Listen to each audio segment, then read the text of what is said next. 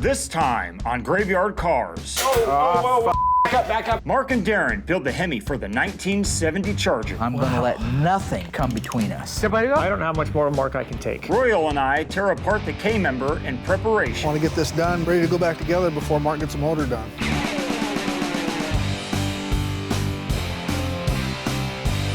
And then we team up to paint and fire up the Hemi engine for the first time in over 30 years. This thing's called the elephant for a reason, stupid. On this episode of Graveyard Carz. Got that car coming to get you, Barbara. The unburied dead are coming back to life. I'm Mark Warman, and together with the most critical man in the world, Darren Kirkpatrick. Give me a gun! My son-in-law, Josh. Oh, yeah! And my best friend, Roy. Well, all right! We bring dead muscle cars back to life, to exactly the way they were on the day they were born. If we don't kill each other. It's gonna be a bloodbath.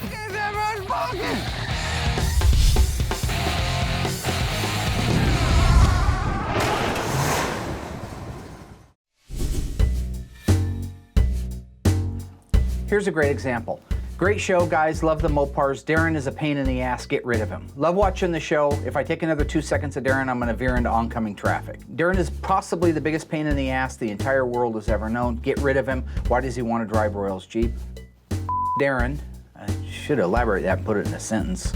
I agree with everybody else. The show is great, but too much childlike behavior, and it all stems from Darren and his immature attitude. Get rid of Darren. I can't do this anymore. This is too much for me. I'm trying really hard to do a good job, and all I'm getting is backlash. What? The Hemi is on the engine stand. Great, let's go. I've been waiting for it to get done. 3-foot rule, bro. No. 3-foot rule. You got the tools out there, buddy? What are you so gung-ho about? I've been waiting a long time for this. What are you talking about? Mark just gave me a little talk, says I'm doing great. Since the last time you saw us on Graveyard Carz, we made a lot of progress on some of the cars in the shop, as well as took time to enjoy the holiday season. The city of Springfield made the obvious choice in selecting the Graveyard Ghouls and yours truly to lead the 61st annual Springfield Christmas Parade. The Ghouls and I were joined by the mayor herself and the city council. This was a great opportunity to show off the cars from last season, as well as have some great fun. As everybody knows, we're constantly improving the shop and the equipment so that we're able to do the best restoration possible. So recently I purchased an Auto Body Buddy lift, and after the purchase, Tom came out from the company and helped me set it up and show me the exact ways to make the pulls with this particular piece of equipment. We've been manufacturing frame machine and unibody equipment since 1980. After 15 years of frame machines, we realized it's not the answer anymore in the body shop today. So we invented a machine here that we can use on any car that comes in the door, 10 out of 10, regardless of what you're doing. We've built a very unique machine in that it's just 3 inches thick and lays flat on the floor. Stays out of your way, doesn't tie up a lot of shop space. We just gained about 400 square feet in the shop that we didn't have before, and every single square inch counts in this business. We also got a lot of work done on Mark and Elena's 1970 FE5 Rally Red Cuda. We installed the grille, front bumper, tail lights, rear bumper. We got the exterior door handles and some exterior trim on. And a lot of other little things have been done on Mark and Elena's 70 Cuda 383 that push us that much closer to the finish line. While you were gone, I put the 400 together for the 72 Charger. Got the 340 sent out, it's back, it's ready to go together. I got the Hemi on the stand, it's ready to go together. All the machine work, all the nuts, the bolts, all the fasteners are set out while you guys were playing house. I actually never really felt like I left in the first place. You know, my mind's always been here. We're all buddies. Now that the idiots are back from vacation and recess, we can refocus, get our nose to the grindstone, and start pumping out some of these cars. The plan is to divide and conquer and get things done. Instead of having 4 monkeys work on the same car, split us up into 2 groups of 2 monkeys working on the cars. Darren and I are working on the 426 Hemi for the 70 Charger RT, and Josh and Royal are actually working on the front suspension and K-member for the 70 Charger RT. Let's get this one motor done. Nothing else matters. Get it done. Focus all of our attention on it. You get that done. Get all your attention on it. Next thing you know, we're going to have all these pieces done. So you know what? And that's the other thing I want to really try to do. I told you guys I was going to do a little soul searching while you were gone. How'd that go? Mark's speech today is the same as it's been every other year. You're going to work with me. Don't stare off.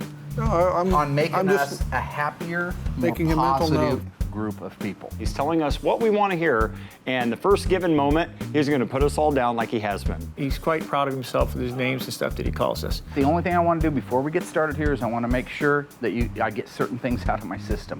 I've noticed you grew an extra set of eyelashes that go between your actual eyelid and your second set of eyebrows. Did I? You're even more bald, and you actually have a low spot right here that needs a little bit of Bondo and a block sand. You look like Yukon Cornelius from Rudolph. Oh, Rudolph! Welcome back. Right now I'm out in the body shop with the guys. They're putting together the rear body section on the 70 Charger RT. This is really cool stuff to show, and that's why I wanted to get the guys out here. We have an electronic measuring system by Eclipse. It allows me to measure within a millimeter exactly where a frame rail, exactly where a panel goes. So I know that the car is geometrically square. We can record that data, and then we can use it on the next car. So we get another car that's wadded up to the windshield. We know that we can set those targets in place, go back and look and see where it's supposed to be, and we no longer have to trial and fit. We just put it back to where it belongs, and we're done. That's why we use the Eclipse measuring system. You've heard the term unibody. These are unibody cars. They're a frame and sheet metal combination, and that's what makes up the structural integrity. Right now I'm looking at this car and I see a beautifully flat rear cross member. And the Eclipse probably should be showing the exact same thing. And now when I X from the front to the very rear that we just put in, we're within 3 millimeters. Here's his level setting in the back, and you can see right now that probably 1 millimeter or so up on this side is gonna make that level go perfectly flat. If we didn't have the sheet metal right now from AMD, and that's the point of it, you've got to have it. AMD makes restoration parts. In this particular case, this car would have been probably totaled if I hadn't been able to buy that sheet metal from Auto Metal Direct. It would have, because I'd have had to go buy a whole nother car, and nobody's giving a whole nother car away for 5 or 10 grand. They're wanting 30 or 40 grand for a car that you're gonna cut up. 3 and 3, nice. Yeah, we're good on the height. Okay, it's perfect. Make it happen, build me a house. Make it beautiful. Now that Mark has signed off on the foundation, we're ready to go ahead and get the sheet metal on the car.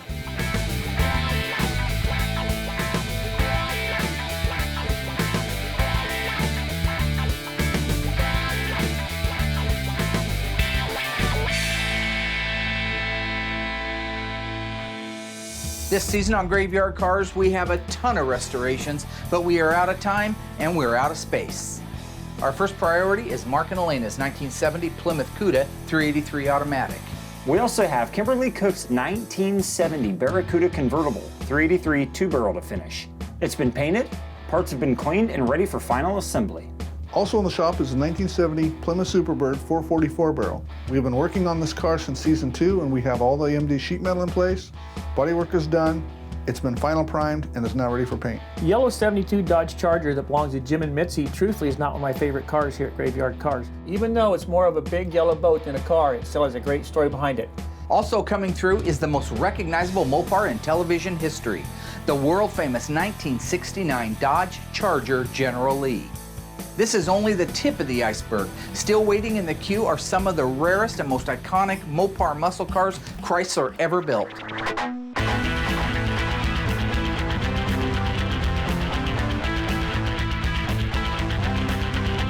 At Graveyard Cars, we're not just bringing cars back from the dead, we're bringing them back exactly the way they were made on the assembly line the day they were produced. We bring history back one legend at a time. And that's Graveyard Cars. This is the original numbers matching block. There's a big dent inside the K member. I don't think it's the same car. He's got the attention span of a chipmunk. We're back from vacation with new toys, new cars, and new sheet metal. Today we're working on the 1970 Dodge Charger RT. Darren and I are building the short block Hemi, and while we're doing that, Josh and Royal have got to get the K member and the suspension torn down. Come on, Josh! This is a K member for the 70 Hemi Charger. We need to get it cleaned up while Mark and Darren are working on the motor so that it'll be ready when they're done. Here he comes.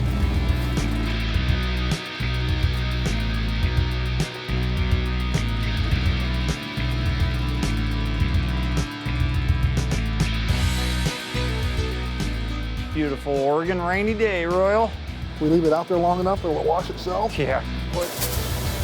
I just want to heat the water up. Before we can sandblast this thing, we have to get all the grease completely off of it. If we don't get all the grease off of it, it's gonna cause little balls of grease to start balling up and getting clogged inside of the sandblaster, and that's gonna cost a lot of time. So we're out here, we've got the Aladdin pressure washer, we got the heat cranked all the way up. It's just gonna take that grease right off, just like cutting right through butter. You know, it's actually really beneficial that Royal's here today doing this, because I've been cleaning the last countless amounts of K members and front suspension parts, and you get completely soaked. Now he gets to see what it's like. Josh usually does the power washing. I like to do it once in a while. Josh was finishing up where all I missed. Although I don't think I missed any of myself. I want to get this done, get it apart, get it ready to go back together before Mark gets the motor done. Hey Royal, we're done, buddy. Today we're putting together the 426 Hemi for the 1970 Dodge Charger RT. The machine shop has done all the work on the engine. It just came back a couple of days ago, so I just did a little bit of fine tuning and fine cleaning on it, and now we're gonna start, me and Tweedledum here, gonna start putting together the short block. You know, I've never worked on a 426 Hemi engine before, so that's going to be exciting. The street Hemi became available in 1966. You know, this is a 1970 426 Hemi engine. Again, I know not much about it, but I'm sure with Mark and the books, you know, we'll get it together right and I'll learn a lot. This is the original numbers matching block. These are the last 8 characters of the VIN number of the 70 Charger RT. That's what we mean when we say an original numbers matching block. The VIN number matches the VIN number of the car. The first thing that we're going to put in the engine is the crankshaft. And before we put the crankshaft in, we have to put the main bearings in place. So these main bearings, just like the rod bearings, have these actual tabs right here. So you'll see the tab there. You'll notice this one has no hole in it. This one has the hole, and the tab is there, and the tab is there. So we know that it goes down here,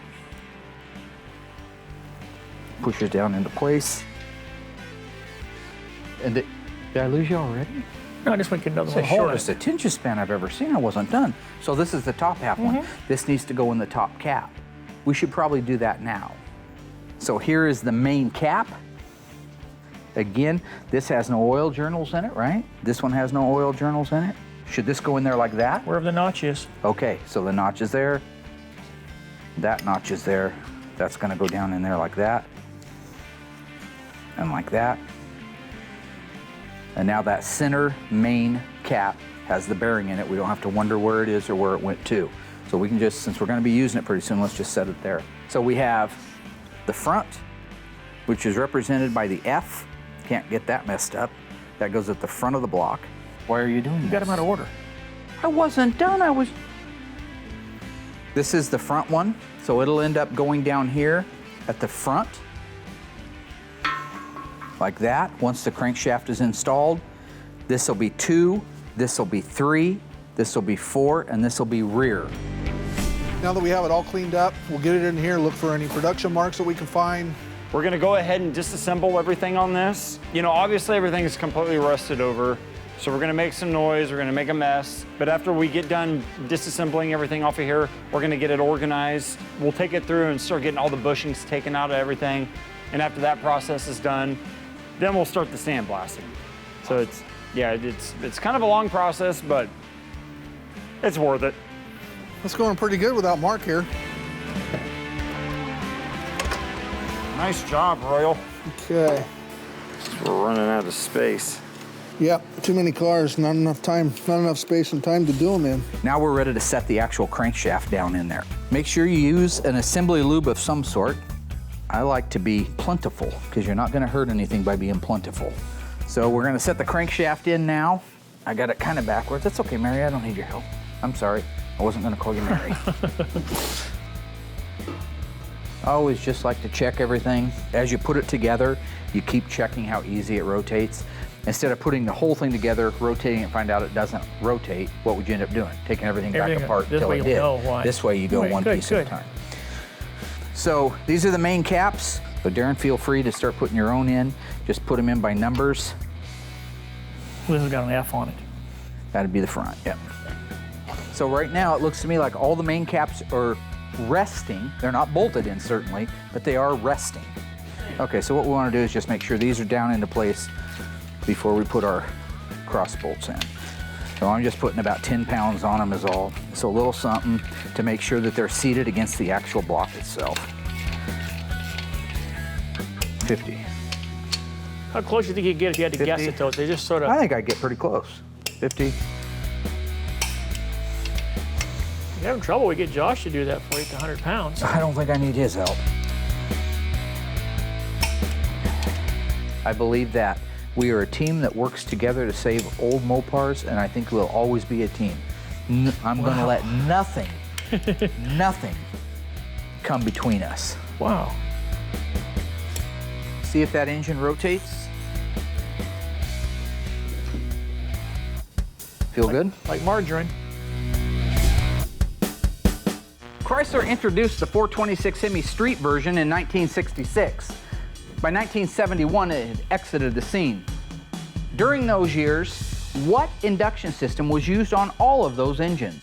Was it the single 950 CFM Holley carburetor, the 440 six-pack induction system, or dual AFB carburetors? The answer coming up after the break. So what was the original induction system used on all 66 to 71 street Hemis? Well, the Holley six-pack setup was only available on the 340 and the 440. The 383, 440, and 340 would have been a single four-barrel in any other application. That would have left only the inline dual-four AFB as the induction system used on all 66 to 71 street Hemis. Visit graveyardcars.com to learn more. Royal and Josh are cleaning up and tearing down the K-member for the 70 Charger RT in record time. Darren and I have been getting along famously while we're building out the Hemi. Next on the list, we're going to install the pistons.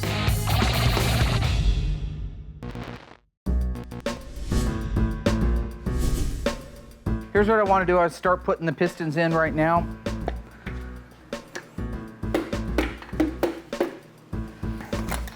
Once the piston's gone below the deck height, that means the rings are seated down into the cylinder itself. I'm going to press that piston in further until that rod bearing that you saw us shoot grease on butts up against this rod journal. Then we'll put the cap on it with some lube and it'll be ready to torque down. Sounds nice. That's it, huh? Everything's been going great this morning. Things have been working out perfect, getting a lot done. Out of the blue, Darren decides he's going to play the game. There you go. Back, back, back. Hold. This thing's got to be rotated that. That's why the bar's on there, Tiger. You put it anywhere you want. You're not going to rotate it that way. You're going to rotate it with this. I used to be able to count all the crazy things that Darren was, but he just adds to it every day. It's gotten to a point where I can't keep track of it. Trying to rotate a crankshaft with your hand. Why? I mean, Superman couldn't do it. Why are you trying to do it? God, What position do you want it in, buddy? Farthest away. Perfect. On Friday. It is Friday. God, it's a miracle. Nope. Nope. What? Comes up solid, it sounds like. That's the game. Shove a stick of dynamite up my ass, just like Bugs Bunny. You idiot. What's wrong with you? See the rod bearing laying down inside the block? There's no bearing on it. That was your whole job, was just to make sure that that bearing. That was on my that whole block. job. More make me look bad, right? You're trying to change this. You remember? did it yourself, bud. I drove the pistons in there. The whole reason I'm having Darren help me on the Hemi is because he wanted to learn, and I know he's detail-oriented. Why he isn't paying attention to the one and only thing that I'm having him do is beyond me. It's not my fault the bearing fell out. It was my fault that I didn't notice the bearing had fallen out, but it's probably being belittled by Mark at the time where I didn't even notice it. All you had to do is You got make it sure in the the bearing first stayed time in. without shaking like an earthquake. That's what it was? Really? Yeah, like an earthquake. That's it? Yeah. There you go. What's wrong? Well, you know, this is just not going to stop overnight with Mark because, you know, you're just like a marathon runner. You don't start running the marathon your first day. You start out by maybe running half mile. You know this is all because of you, so you should Yeah, shut I know the it is. f*** up. Okay, Mark. In all actuality, I'm helping Mark build up a tolerance to myself so that we'll all get along better at Graveyard Cars. You could have took the piston clear out, but... Yeah. F*** off. Oh, yeah. Josh, let me teach you something. I don't know if Marcus showed you this or not. Yeah, I like disassembling this stuff. It's, you know, it's just kind of a rip and tear, and then take your time putting it back together. Make sure you got it right. Those look a little burnt. See how they're discolored? So would that mean just using New his ones. brakes too much, or? Oh, they could have been over tightened. Royal and I always get along. He doesn't sit there and belittle me like Darren and Mark. And on top of that, he's showing me new tricks without yelling at me. Ah, imagine that. Potato, French fries. Don't say that around Mark, you'll make him hungry.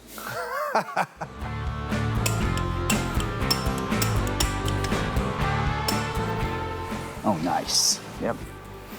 I'm trying to feel if there's any kind of resistance. If you don't do that and you have one that's too tight in there, it'll spin that bearing instantly as soon as the engine starts up. I always like to check the journals. I mean, just in case you've got a Josh or a Darren or a Royal working in your plant, and they drop the box and chip the edge of the journal, I want to just take a look at it, make sure it's all butymous. The Hemi camshafts from the factory used 3 bolts that held the timing gear to it, where a 440 and the regular wedge engines used 1 single bolt, which was a 5/8 head. This actually uses 3, representing the extra torque and the extra horsepower. So from here, we're just going to very carefully, not to hit those cam bearings, we're going to just float it through there. Just be very careful not to nick those. They have a coating on them. There we go, and we are in. Camshaft is installed, so next thing we have to put on is the timing chain and gear set. There are timing marks that have to be lined up. So you can see that that mark there is straight in line with that mark there. But you see all the time you're in check. Perfect alignment. That is when you hear people refer to, and I've referred to it, top dead center. First thing that has to go on, this is called an oil slinger. It's gonna grab hold of this, it's gonna slosh it around and help keep the cam shaft, crankshaft, and timing chain lubed out here. Next component is our timing cover. There are 4 larger and 4 smaller bolts, Darren. And I have a feeling you're gonna knock them all over before you even start looking, right? This is a 426 Hemi, 440, 426 Hemis, and 340s all used a windage tray. And because this goes in there, you need an extra set of gaskets.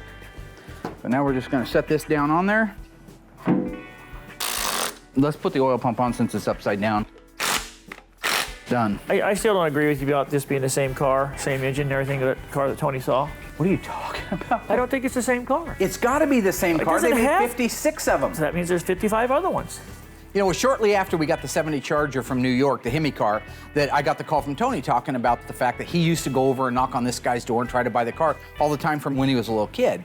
And I've been sharing that story with Darren, and he cannot, in his mind, he cannot grasp the idea that Tony has no reason to make that story up. No, I didn't call him a liar. Go call him. He's got a bad memory. Call him. That whole made-up story about the 70 Hemi Charger being the same vehicle that Tony saw somewhere past in his childhood or a dream or something, I still don't believe it. I'm tired of your games, man. Not a game, Mark. I mean, I'm tired of these stories you come up with just to relate it back to Graveyard Carz somehow. It's all about you and Right Tony. now. It's all about you. Again, it's you about you. I'm coming, Mark.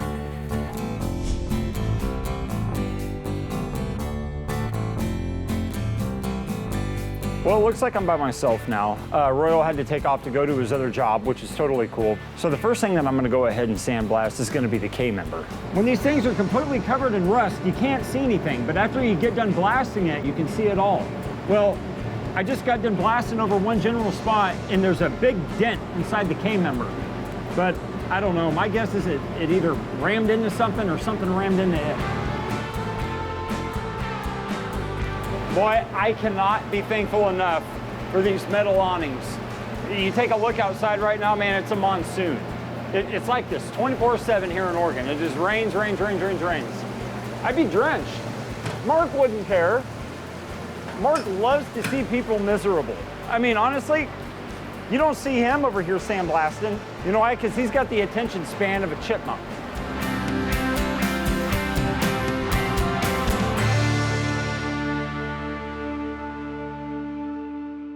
These valve covers were actually on the engine when it went orange. No matter what I do, it seems like I do it wrong. Battery. Oh, whoa, whoa, whoa. Back up, back up.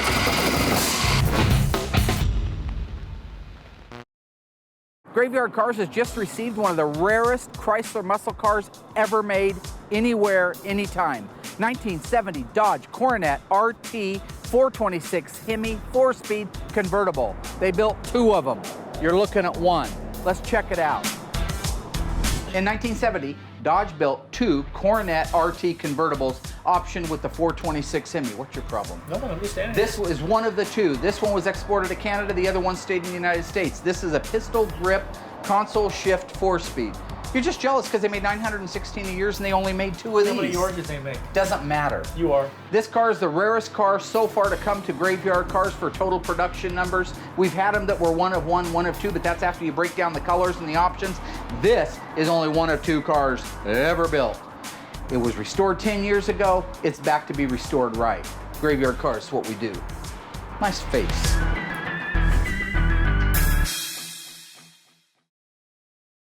Josh and Royal completely disassembled the K-member for the Hemi Charger. Royal took off for his existential job, leaving Josh to start media blasting the K-member and suspension pieces. Meanwhile, Darren and I got the pistons, camshaft, timing chain, oil pan, oil pump all installed in the Hemi. And just when I thought we were getting along, Darren starts playing the game. Now I gotta go call Tony D'Agostino and settle an argument. Call him right now. What is wrong with you? Can't wait. I can't wait either. So I called Tony right up, got the jack-eyed weasel in there on the phone, and let Tony explain to him that he used to live in Highland Mills, same town. What are the odds, right? What are the odds that he used to leave a business card on another 70 Hemi Charger? Hello, Tony Smoke Car Parts. T, it's Mark. Hey, how you doing, bud? It's a better chance that I'll like Darren by the end of the year than there is that he would go up and knock on another door and have it be a different 1970 Dodge Charger 426 Hemi 4-speed burnt orange with a black top and black interior. I don't know, a little over a month or so ago, I was talking with one of my friends, and he has a memory like a vice, and he said, do you think that Hemi Charger they have out there is that one we used to look at up in New York there that you knew about? So I asked Mark, and he goes, yep, that's where the car is from, Highland Mills. I don't think it's a different car. So it is possible though, right?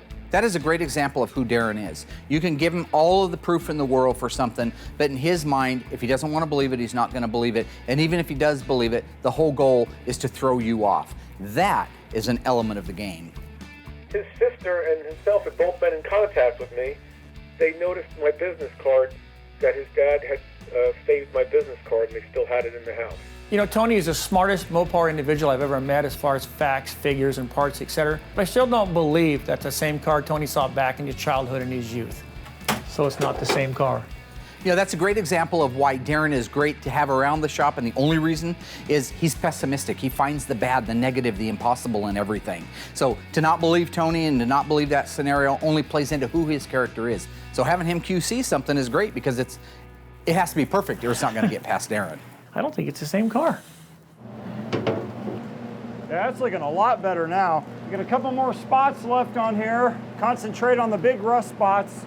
In areas like this right here where there's all the pits, you have to hold the blasting gun point blank with it and slowly work your way up and down so that you can get all the rust out of there, because if you don't, you're gonna eventually have to take the paint off if you put paint on it. Take the paint off, re-blast it, because that rust is just gonna continue to spread. All right, I'm gonna put this back in, get this thing done. So we have our cylinder heads on and they're torqued spec. We have our rocker arm assemblies in place and the valves are set to spec. So really where we're at now is to install the intake manifold next. After that, we can put the water pump housing on, valve covers, and move this out to the booth so we can get some color on it. Tell me where the front and where the back of this intake is. You know, I understand Mark's the boss and I'm just trying to help out around here, but no matter what I do, it seems like I do it wrong. I'm just trying to help out. You have to tap him with a hammer? I want you to shut up. The guy that makes suggestions, the guy that runs it for everybody. I don't know how much more of Mark I can take. I need a little hammer. Nice. Got it? Looks like it. All right, let's put some bolts in that mother. Now that we have the factory dual 4 intake manifold in place on the 426 Hemi, the 2 throttle return brackets, dual 4s, and the throttle return bracket itself, we can actually torque everything down with an inch-pound torque wrench to spec and move on to the next step. These go to 72. I'm gonna make sure this one was tight. Could we go to the center and just do all of them again? Yeah. That's what I was saying and the book was saying. 72. That's up to you, because you may know more than that damn book. I don't think so. Most of the Mopar engines came with cast iron intakes on them, but a few did come with aluminum intakes. And one of the main problems with aluminum intake is you can over-tighten it and actually warp the engine, which will cause a vacuum leak and or an oil leak. Done. Interesting. The 426 Hemi, even though the valve cover is a wrinkle black and the rest of the engine is Hemi orange, these valve covers were actually on the engine when it went orange. So what you see to be an OEM correct is this got masked off. Well, we know human beings are masking it off. There's a thing called an undermask and an overmask. Undermasking would be, one of the two existed, goes to mask it off, and he doesn't quite go all the way down to that lip, right? He's in a hurry. He's super guy. He's got to get out. There's all kinds of crazy stuff happening tonight. So he's going to run that around there. He's going to run that around there. He's sloppy. He's got 50 of these to paint. So what's going to happen is the bottom of that little rung is going to end up with some Hemi orange on it. That would be an OE correct. If he overmasked it, he would go past the valve cover onto the block. So then when you pulled it all off after painting it, you'd have a spot of bare metal right there where it got overmasked. So I'm going to try to do a good job but still show some OEM intent when I do it. We try when we can to emulate the way the assembly line did it. That's how the assembly line did it. The size of that valve cover gasket. Just give you an example. That's a Hemi valve cover gasket. Here's the valve cover for the 440. There's the valve cover for the 426 Hemi. This thing's called the elephant for a reason. You see the footprint it takes up? You stick that thing into a CUDA, which has no room inside the engine compartment, and then you try to put a power brake booster on it. That power brake booster rides right here. You ain't gonna get a valve cover off with a power brake booster on. Looking good, gentlemen. Looking good. And one of these does not have a lock washer on it right now, Mark. That's fine. I just want to get it seated down there, then we'll go through the hardware and make sure we have everything right. If you need to bombard your way around and knock me down, don't worry about it. You're like that old bat in the grocery store with that shopping cart. She's dangerous. All she's got's her eyes on that 19-cent can of clam chowder, man. She's gonna knock you down. Ain't nothing gonna get in your way. You ask her why, because I'm old. Well, good answer. We sealed the gasket to the valve covers, installed the valve covers. The water pump got installed and sealed, as well as the thermostat housing and gasket. The second generation Dodge Charger is the most abused vehicle in all of Hollywood. From the 68 Charger in Bullitt, to the General Lee, to the 70 Charger that was used in Fast and Furious. True or false? They selected these vehicles because the Charger was the only full-frame vehicle that was available at the time. The answer coming up after the break.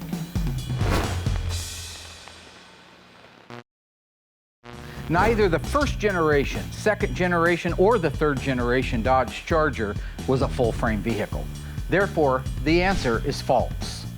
In the case of our Mopars back in the 60s and the 70s and even the early 80s, the unibody takes the floor pan, the quarter panels, the trunk floor extensions, the upper deck filler panel, the rear package tray, the rear valance, the rear body panel, welds all these units together, and collectively, those make up the structural integrity of the vehicle. So basically the difference is a full frame vehicle would have had just that, a perimeter frame on the bottom and a body set down over the top. So why was it such a favorite in Hollywood if it wasn't the strongest car on the road?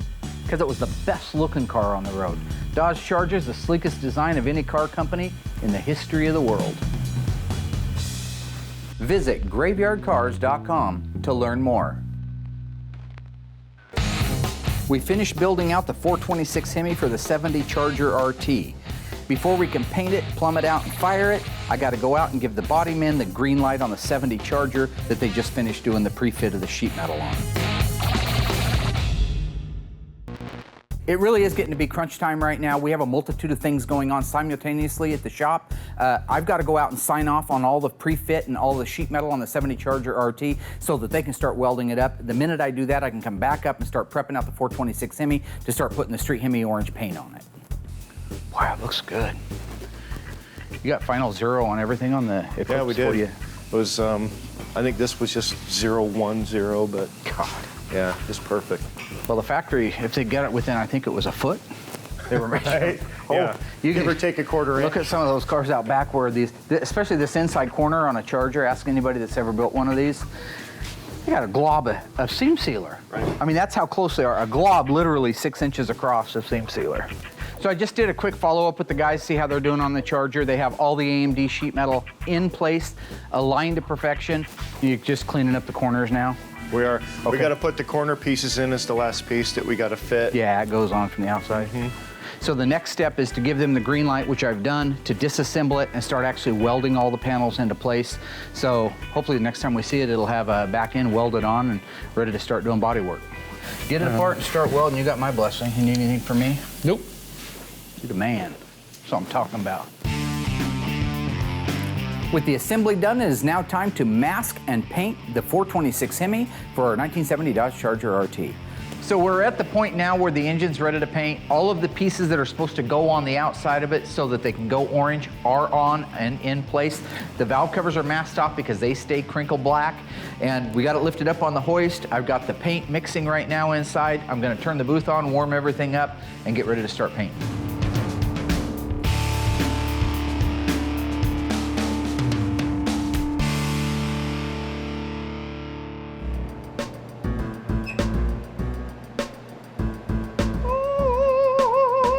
Not too bad.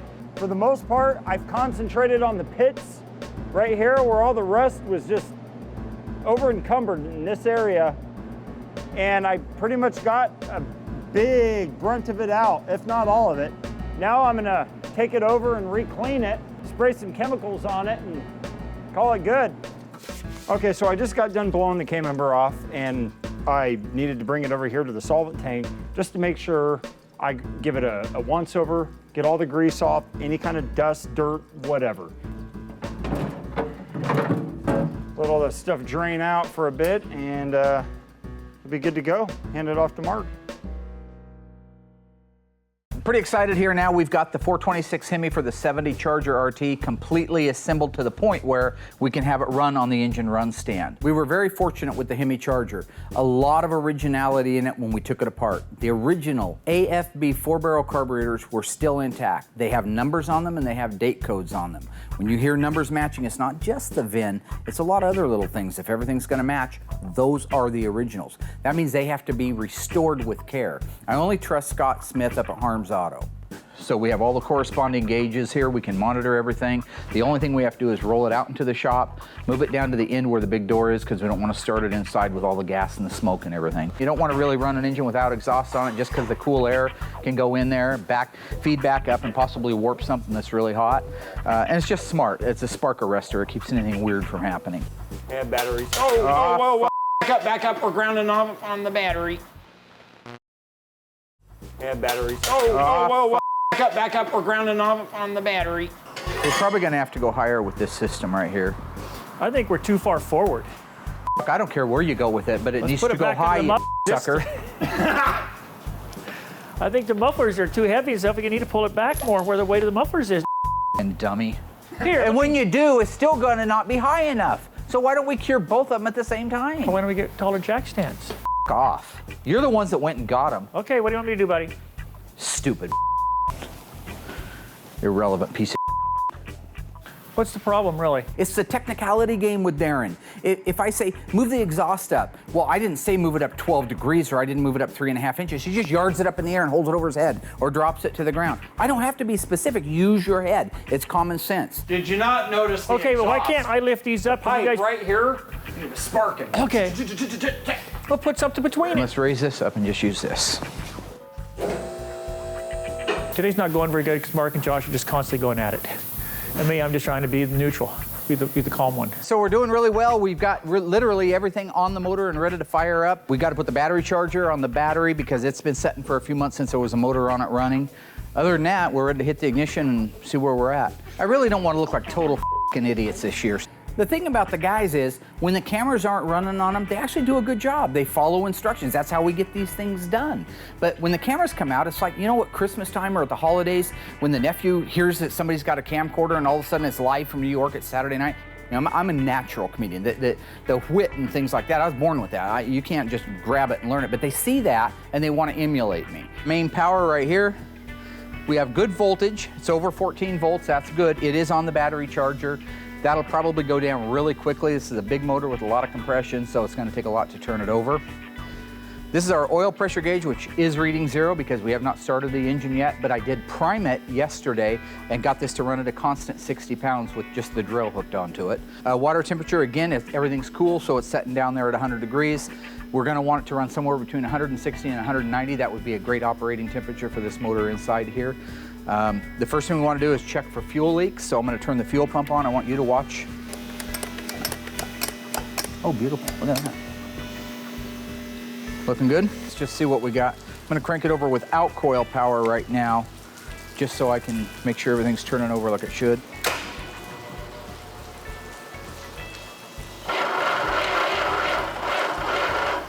Somebody fart. It's sulfating, you smell it? Yeah.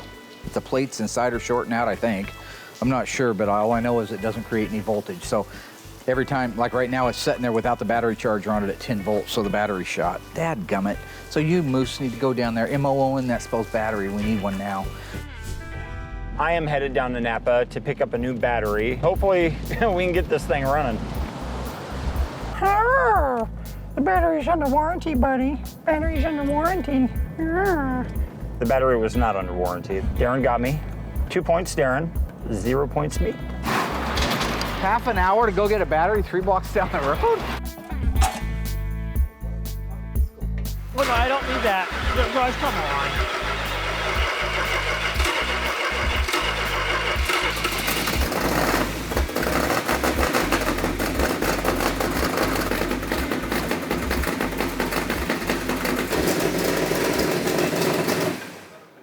Okay, we have no choke open. So far, so good. The choke's set up a little fat right now, meaning that it's a little rich.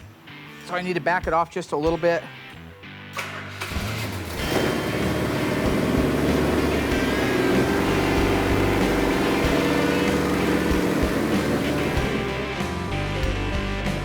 So for me, the most rewarding thing is to know that we saved the motor, it's correct, and it is now ready to go back in the car. You know, Mark makes a big deal of painting the exhaust manifolds. It just fills the shop full of pollutants and air, and we have to sit out there and breathe it. So I think it's totally wrong to paint the exhaust manifolds, because in the end, there's no paint on them anyway. I don't want money and I don't want medals. What I want is to put these cars back on the road again the way they were the day they were built.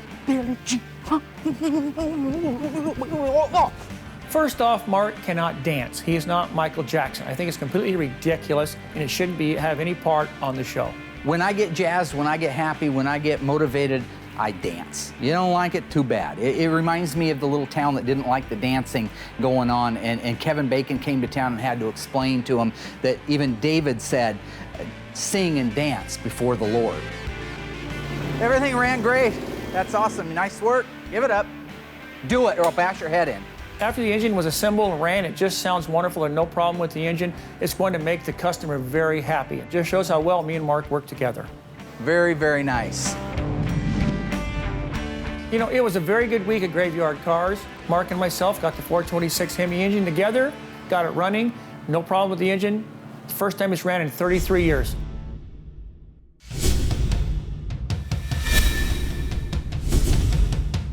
This season on Graveyard Carz, we have more cars than ever before. The Waltons' 1972 Dodge Charger Rally, Kimberly Cook's 1970 Plymouth Barracuda convertible, Mike Hill's 1970 Plymouth Superbird, the Daly's 1970 Plymouth Cuda, and the 1970 426 Hemi Dodge Charger RT, and the legendary 1969 Dodge Charger General Lee. With over 30 cars waiting in the wings, we're running out of room fast, which means it doesn't take much for Squat Dump and Flush to back me in a corner. We have more cars to finish, more people watching, and more to lose if we fail. Welcome to Season 4 of Graveyard Carz.